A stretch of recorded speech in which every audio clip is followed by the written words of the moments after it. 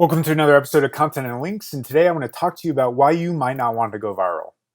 So on Twitter, in the SEO ecosphere, there's a lot of talk about these big fancy pieces and that often go viral and they get hundreds of links and coverage, and people tend to share them and brag about them on the network. And props to them for that success. But one of the things I want you to do as an observer of these concepts that might be jealous of their outcomes is to actually dig into the results. Because I think and have seen that very often these concepts that you think are so amazing, when you dig into the results, they actually very rarely drive results from a search standpoint for that company. And there's several reasons for that, and I'll kind of speak to those on this episode. The first is that you really rarely can connect a concept that goes viral to brand very well. It is difficult for any true brand to actually accomplish that. And a very clear example of this is this company Bid on Equipment and their piece on the most popular Halloween candy in every state. So props to them. Last year, this was created, and they got over 180 links to this asset course around Halloween as people shared their most favorite candy. Maybe I like Reese's, maybe I like M&Ms, etc. And the map looks clean. Pretty easy to share and link to this concept. But as you can see, as you actually tie it back to the brand, there is no tie-in. Really, you can't even make an argument that this has anything to do with the equipment, and therefore the topic, authority, and connection is just not present. They offer equipment for your business. I don't even need to make an argument of how this connects. It's pretty obvious on the surface. And this comes to one of the main issues that often occurs with these assets. Is if we believe Google understands topic authority, or at least wants to understand topic authority, if we're building pieces like this that have no clear connection from a kind of link authority standpoint, maybe where your audience exists online standpoint, anchor text standpoint, like Halloween anchor text or candy anchor text, doesn't show anything about the topic of construction equipment in this context, you can see how this is the kind of piece that just might not do super well in terms of actually driving results.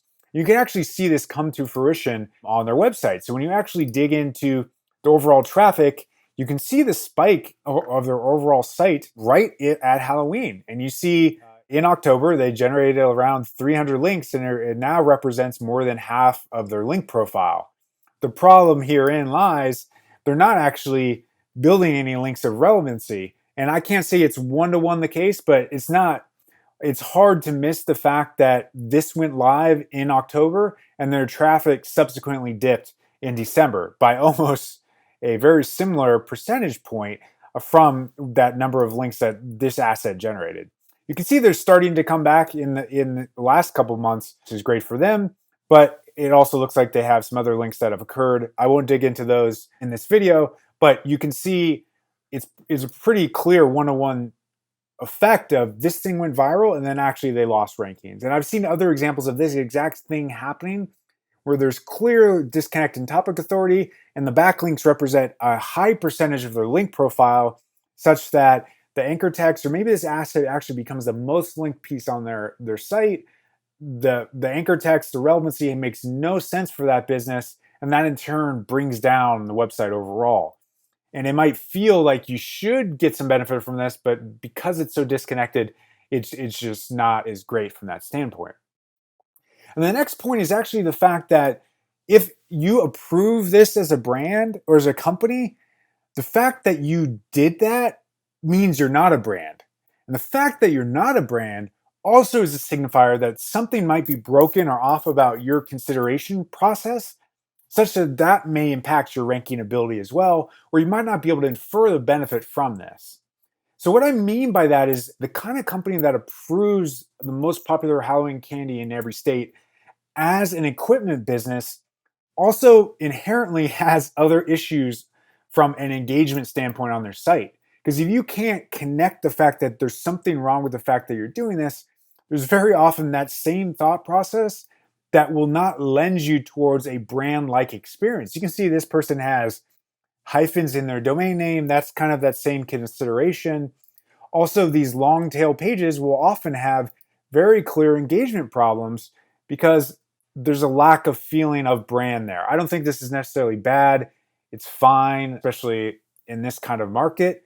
But that connection can often mean that if you approve something that's off brand for your business, that reality also means that you're making other incorrect decisions on your business and website, such that even if this could make an impact for you, it won't, because you probably have engagement issues from other aspects of your company. So it's one of those like chicken or the, maybe not chicken or the eggs things, but it's like the fact that you could create a viral concept also means something's broken. Therefore, the viral concept cannot actually drive value for you, etc. That's not universally the rule. It's just more often the case, and very often what I see when I see these online. The next piece is that if you create something that's viral, there's a good chance that it could actually be damaging, because maybe you collected this data incorrectly. There's often spin-off concepts from that create that virality of you did something wrong, you did something incorrect, maybe you collected the data incorrectly, and that actually led to the viral outcome that someone who's actually discerning will dig into and realize was off. Because if you're creating a new spark, there's often something new and interesting revealed that if you're just a SEO company thinking very vanilla level, no pun intended with this candy concept, there's probably a decent chance you collected that data incorrectly to come to that outcome, or maybe you've leaned that direction. So for that reason, you could actually do damage to yourself as a brand if you are a true brand when something sparks and goes viral. And if that's the case, then there's also the reasoning and belief that maybe if we believe that Google understands negative sentiment with links, such that if someone's getting blasted as a company, there's been a lot of bad PR recently, they should understand that this link is negative sentiment and therefore not actually benefit the business because of that sentiment.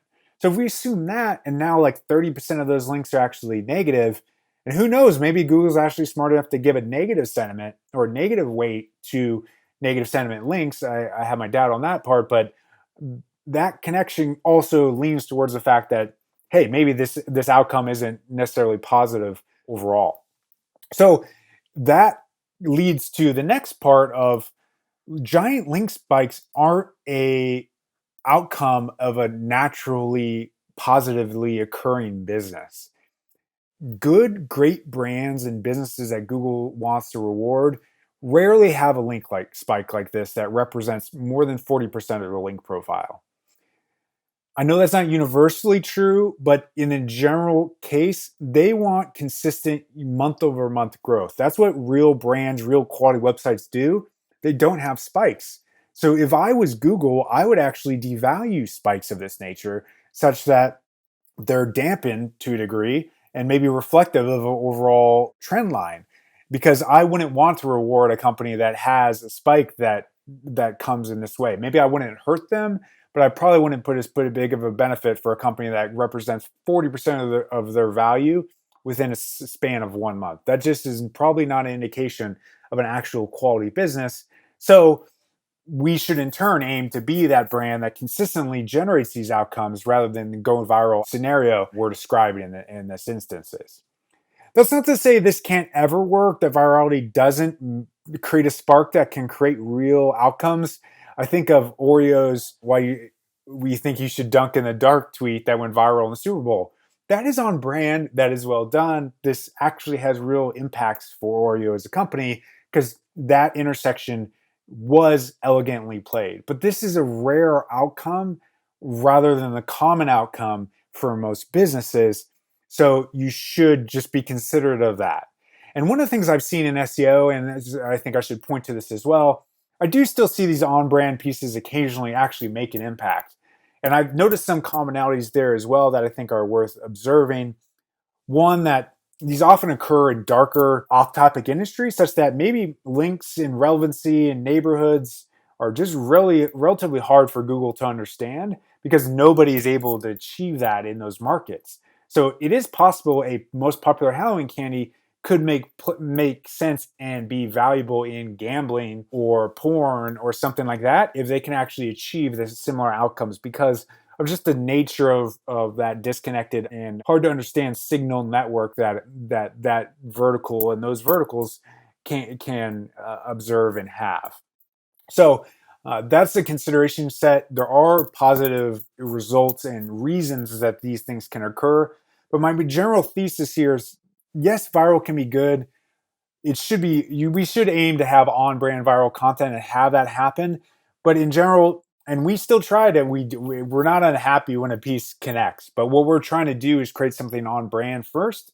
And occasionally a spark or a data alignment occurs to make that thing happen.